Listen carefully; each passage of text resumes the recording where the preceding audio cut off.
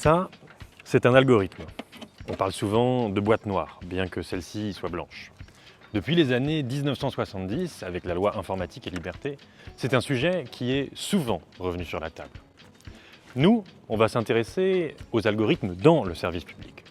Parce que quand on demande aux gens, qu'ils soient agents ou usagers, quel est leur avis sur le fonctionnement du service public, ce sont souvent les mêmes termes qui reviennent. Répétitif, lent ou encore fastidieux. Alors, certaines personnes ont eu l'idée de mettre des algorithmes dans le service public. Par exemple, avez-vous déjà payé vos impôts entre 1990 et aujourd'hui? Si oui, vous avez été sujet à un algorithme. Ça n'a pas été calculé à la main. Aussi, avez-vous été étudiant entre 2009 et aujourd'hui? Admission post-bac et Parcoursup sont des plateformes ayant recours à des algorithmes. L'idée, c'est qu'un algorithme, c'est efficace, infaillible et infatigable. Bref, le compagnon idéal pour les agents du service public. L'Observatoire des algorithmes publics recense 72 algorithmes rien que pour l'État. Les collectivités territoriales ne sont pas en reste, parce que pour le département d'Ille-et-Vilaine, par exemple, il y en a près de 92. Mais certaines administrations font des algorithmes leur spécialité. Par exemple, France Travail est à la pointe de ces innovations, avec de nombreux systèmes dédiés à l'amélioration de ses services depuis plusieurs années. Mais lorsque les décisions sont prises par des algorithmes pour des citoyens, l'explication de celle-ci peut s'avérer difficile, d'autant plus que cette explication est garantie juridiquement. Notre idée, c'est de faire coïncider la réalité du terrain avec cette volonté et cette ambition de modernisation du service public. Mais alors, comment avertir les agents publics, dans notre cas les agents de France Travail, sur l'impact sur les citoyens des décisions fondées sur des algorithmes dans leur accompagnement? Nous vous proposons un atelier immersif sous la forme d'un jeu de rôle. Venez avec nous au travail.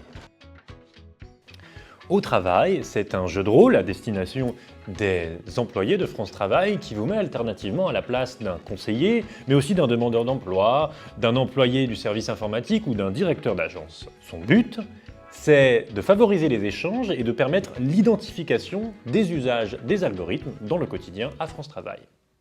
Aujourd'hui, nous jouons avec Marc et Christine. Les profils du jeu de rôle sont inspirés de situations réelles et des entretiens que nous avons menés. Moi, je suis Marc, je suis conseiller de méthode recrutement par simulation chez France Travail. Ça fait 1 an et demi que je fais ça maintenant. J'aime beaucoup les innovations qui sont faites chez France Travail, mais je ne suis pas forcément super calé sur tout ce qui est algorithme, et donc j'aimerais bien apprendre des choses là-dessus pendant cette formation. Bonjour, je suis Christine, directrice d'agence dans la région PACA.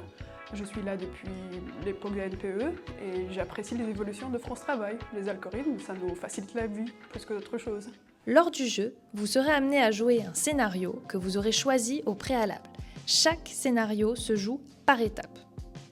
Découvrez avec nous le scénario placement. Dans la première étape du scénario placement, Christine joue le rôle d'une conseillère qui rencontre Marc pour son premier rendez-vous, après avoir été attribuée automatiquement par un algorithme à Christine. Ils échangent selon les instructions sur leur carte. Et quel est votre niveau d'études? Je suis titulaire d'un bac professionnel dans la restauration. Des incidents et perturbations jalonneront le scénario. À vous de les interpréter et de résoudre ces situations. Alors malheureusement, je ne suis pas la conseillère adaptée à votre profil. On va devoir vous affecter un nouveau conseiller.